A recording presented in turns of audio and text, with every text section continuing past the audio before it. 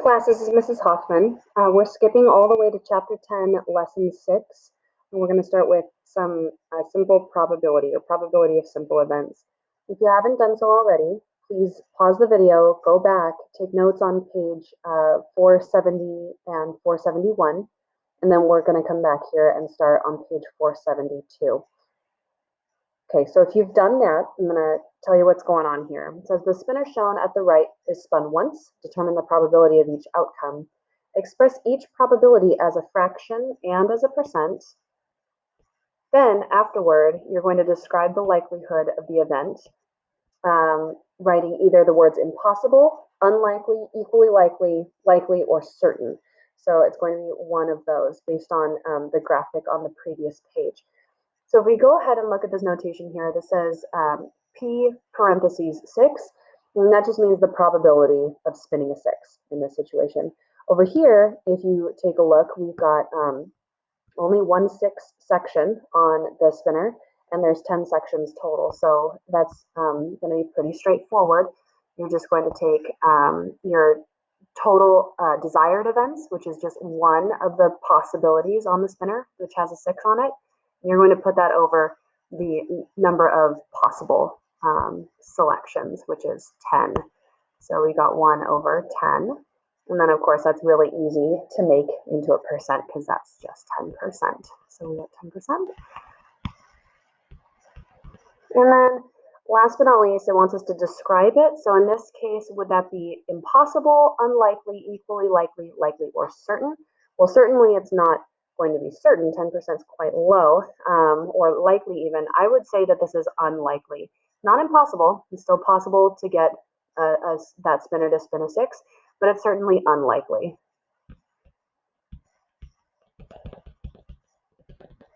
And there you go. Here's my glitchy computer again. Unlikely. There we go. So number 2 says P evens. So we're going to take a look and we're going to find all of the desired events again. So in this case, I want the 2, I want the 4, I want the 6, I want an 8, or I want a 10. So in this case, we have 5 possible events out of a total of 10. Of course, we have to simplify this. So this is going to equal 1/2. And obviously, as a percent, that's 50%. In this case, there's only one word that makes sense here, and that's going to be equally likely. So I'll put EL since I'm running out of space, equally likely for this particular example.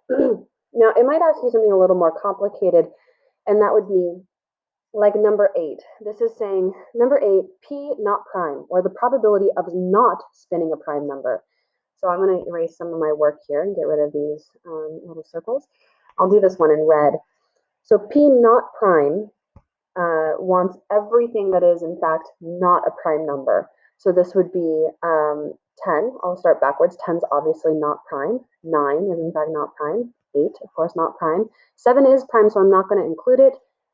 6 is not prime, though. It's composite. So is 4.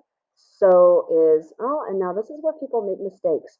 2 is not, in fact, a composite number. It is prime, so we're not going to include 2, but 1 is a tricky number. 1 isn't prime, so we need to include it here. 1 is our last included number. So really, if you look at that, I have 6 possible numbers that I would want. So I'll put that in the numerator out of the 10 possible. Of course, we need to simplify 3/5. And from there, we need to turn that into a percent. So this is going to be 60%. Now, this is a little bit more than equally likely.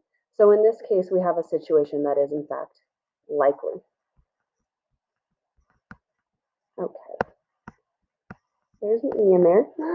Likely. All right. Oh. Likely is the word. I guess I can't write it for you, but there it is. Likely is the word.